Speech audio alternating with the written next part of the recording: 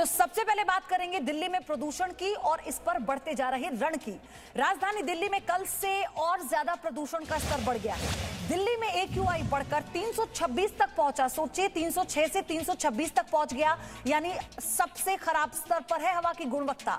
नोएडा में दिल्ली से भी ज्यादा प्रदूषण है। दिल्ली में कल से लागू किया गया है ग्रैप, डीजल जनरेटर, खुले में कूड़ा जलाने पर रोक है। ये तमाम तरह के सख्त नियम केजरीवाल सरकार ने बनाए, जिनको पालन कराने के लिए भी सख्ती दिखाई जा रही है।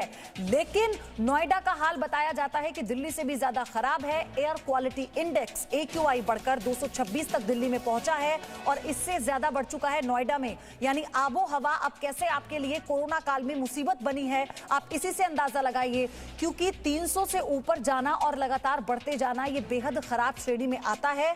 यानी अब जिस हवा में आप सांस ले रहे थे, ये सोचकर अनलॉक के नियमों को पालन करते हुए घरों से बाहर निकलेंगे, जो लॉकडाउन का समय आपने अपने घरों में बिताया, आप ताजी हवा में सांस लेंगे तो आप गलत है। बेहतर होगा कि आप अपने घरों में ही रहें, क्योंकि दिल्ली NCR की आबो हवा अभी बाहर निकलने लायक नहीं है। 326 तक पहुंचा है एयर क्वालिटी इंडेक्स और ये और बढ़ सकता है, ये भी अनुमान है।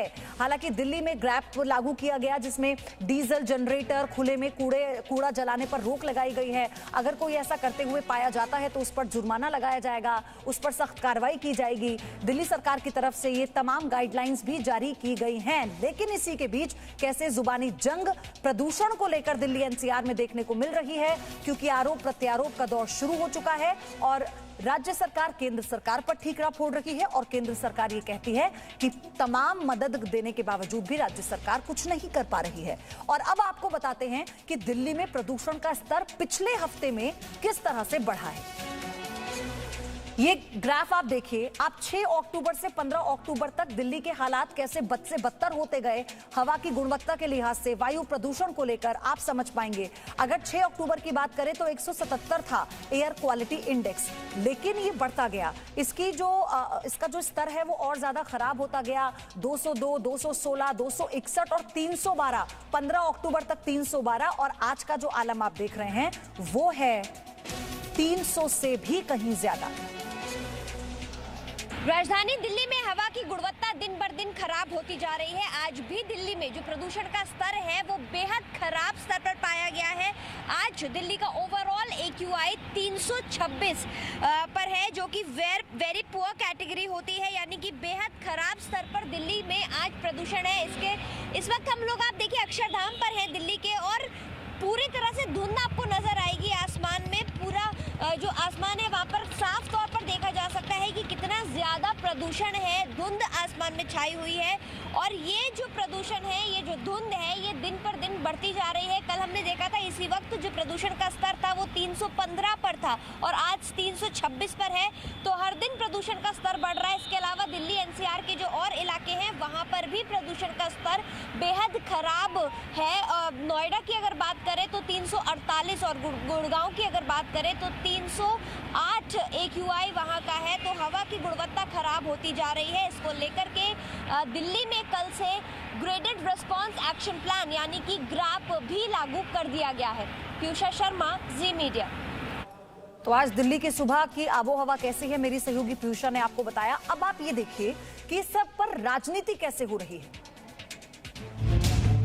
दिल्ली में फिर जहरीली हो गई हवा। दिल्ली NCR में फिर बढ़ा सांसों का संकट। नोएडा गुरुग्राम में भी हवा खराब है।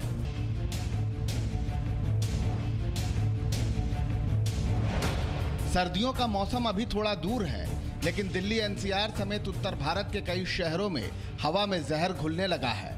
सुबह 6 बजे दिल्ली का एयर क्वालिटी इंडेक्स 326 पर जा पहुंचा, तो वहीं नोएडा में ये 348 और गुरुग्राम में 305 के स्तर पर था।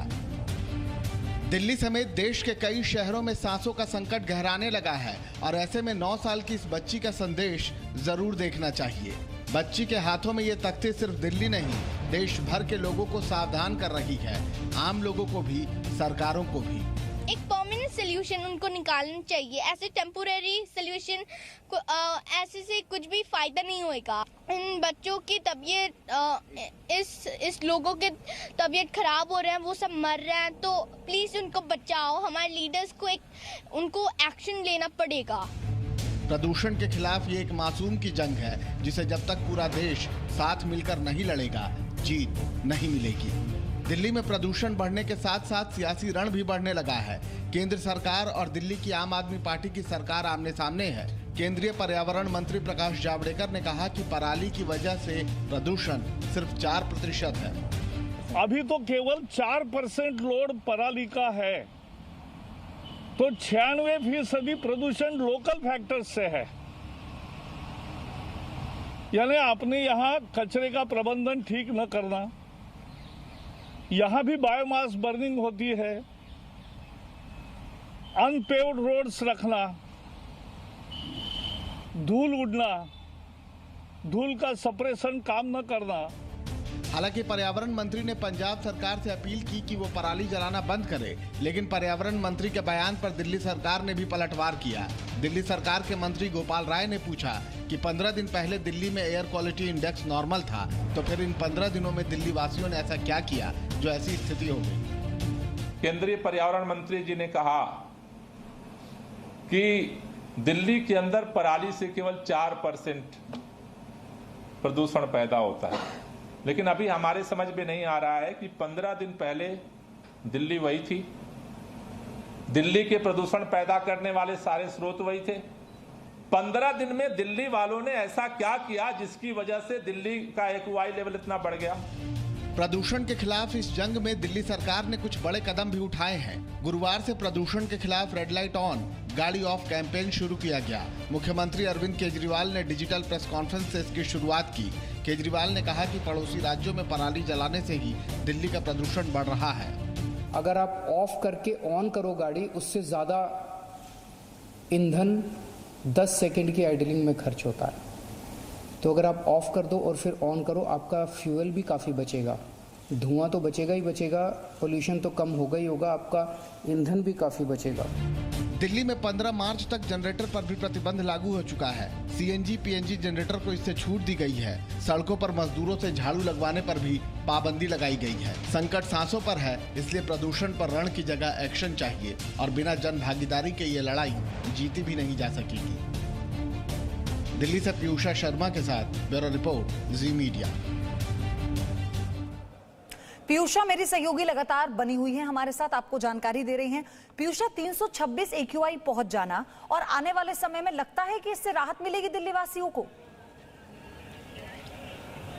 जी, आने वाले समय में ये नहीं कहा जा सकता इससे राहत मिलेगी, क्योंकि हम देख रहे हैं पिछले कुछ दिनों से दिन भर दिन प्रदूषण का जो स्तर है वो अभी बढ़ रहा है। पहले 306 था, फिर 312 कल और आज 326 पर। तो जिस तरह से बढ़ रहा है प्रदूषण का स्तर, ये नहीं कहा जा सकता कि अभी हाल ही में प्रदूषण से कोई राहत मिलने वाली है। लेकिन एक बार आपको तस्वीरों में और दिखा देते हैं कि किस तरह से अभी धुंध आसमान में छाई हुई है। इस वक्त इंडिया गेट पर हम लोग हैं और आप यहाँ पर तस्वीरों में देखें कि किस तरह से पूरे आसमान में धुंध छाई हुई है। ये दिखा रहा है कि कितना ज्यादा प्रदूषण का स्तर है, जो कि बिल्कुल विजिबल पोल्यूशन है, वो हम आपको दिखा रहे हैं। इसके साथ ही यहाँ पर ये भी बता दें कि जो प्रदूषण है वो महसूस होने लगा है। अब तक हम लोग जानकारी में ये बता रहे हैं कि इतना एक्यूआई है, लेकिन यहाँ अगर आप देखें खड़े होने पर आंखों में जलन और सांस लेने में जो तकलीफ होती है वो प्रदूषण के चलते दिखनी शुरू हो गई है। और इसके अलावा ये भी हम लगातार बता रहे हैं कि कोशिश की जा रही है किसी न किसी तरह के एक्शन प्लान या कैंपेन्स के जरिए दिल्ली में प्रदूषण के स्तर को नियंत्रण किया जाए। लेकिन अभी फिलहाल जिस तरह से प्रदूषण का स्तर बढ़ रहा है, आसपास ऐसा नजर नहीं आ रहा कि प्रदूषण के स्तर में कोई कमी आएगी, क्योंकि पराली जलाई जा रही है। और ये भी है कि पिछले साल के मुकाबले कई रिपोर्ट्स बताती कि इस साल पराली और थोड़ी ज्यादा जलाई जा रही है। इसके बाद दिल्ली पे जो है इसका असर उल्टा देखने को मिल रहा है। यहाँ मंत्री प्रकाश जावड़ेकर तो ये कहते हैं कि सिर्फ 4% ही कारण है पराली जलाना प्रदूषण का। दिल्ली सरकार ने कुछ किया ही नहीं, वो पहले से इंतजामात ही नहीं कर पाई। और दिल्ली सरकार ये कहती है कि हमारी कोशिशें हैं, इसीलिए 25% प्रदूषण कम है पिछली बार के मुकाबले। किसको माना जाए, किस पर यकीन किया जाए? जी देखिए, पराली एक बहुत बड़ा फैक्टर होता है। ये नहीं कहा जा सकता कि सिर्फ पराली एक फैक्टर है, लेकिन पराली एक बहुत बड़ा फैक्टर होता है दिल्ली में प्रदूषण का। यहाँ पर अगर देखें तो दिल्ली सरकार या केंद्र सरकार की तरफ से जो ग्राफ भी लागू किया गया है उसमें भी ज्यादातर जो है लोकल फैक्टर्स पे फोकस किया गया है। ग्राफ उन्हीं चीजों के लिए है जो दिल्ली के या एनसीआर के जो लोकल फैक्टर्स जैसे कंस्ट्रक्शन साइट्स हैं, डीजल जनरेटर्स हैं, मैनुअल स्वीपिंग है या खुले में कूड़ा जलाना, इन फैक्टर्स पर काम किया जा रहा है ताकि पराली से होने वाला प्रदूषण अगर यहाँ पर आता है तो उसके साथ जो लोकल फैक्टर्स से जो पोल्यूशन होता है कम से कम उस पर नियंत्रण रखा जाए। लेकिन ये कहना कि पूरी तरह से लोकल फैक्टर्स ही रिस्पॉन्सिबल है या पूरी तरह से सिर्फ पराली जलाना ही रिस्पॉन्सिबल है तो ऐसा नहीं कहा जा सकता। आपके जरिए दिल्ली वालों को, एनसीआर के लोगों को हम आगाह करते रहेंगे, हम बताते रहेंगे रोज अपडेट कैसे प्रदूषण का स्तर है, AQI है और क्या इसके लिए किया जा रहा है। धन्यवाद पीयूषा, फिलहाल आपका ये सारी अपडेट देने